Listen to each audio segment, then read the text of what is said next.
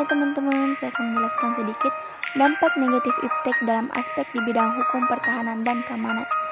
Yang pertama, pengertian iptek. Iptek adalah singkatan dari ilmu pengetahuan teknologi, suatu sumber informasi yang dapat meningkatkan pengetahuan wawasan seseorang di bidang teknologi.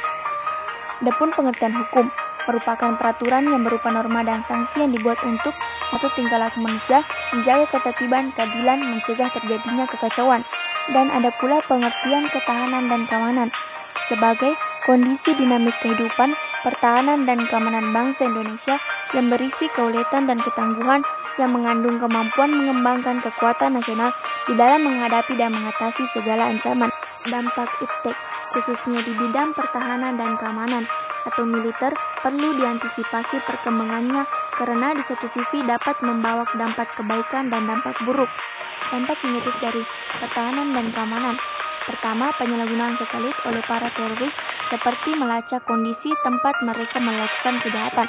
Kedua, melalui media internet, pelaku teroris dapat berkomunikasi dengan sesama teroris maupun mencari pengikut. Ketiga, munculnya perang informasi dengan memanfaatkan perkembangan teknologi informasi karena sifat penggunaan sistem secara bersama. Keempat, munculnya perang dengan memanfaatkan perkembangan teknologi informasi dan komunikasi. Adapun cara mengatasi dampak negatif iptek di bidang pertahanan dan keamanan, harus adanya pemberian pemahaman dan penyuluhan kepada masyarakat untuk menggunakan iptek dengan bijak, membuat suatu peraturan yang jelas serta tegas ketika ditemukan pelanggaran dan penyalahgunaan teknologi, khususnya yang merugikan negara. Melindungi situs resmi negara khususnya mengenai keamanan, pertahanan, dan ketertiban dengan baik.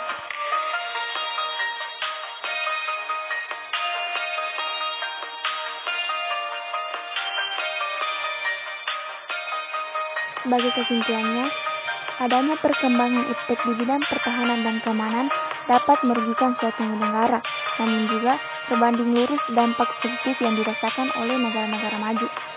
Artinya, kita dapat merasakan dampak positif maupun negatifnya secara langsung. Dan itulah tadi dampak-dampak negatif di bidang hukum pertahanan dan keamanan.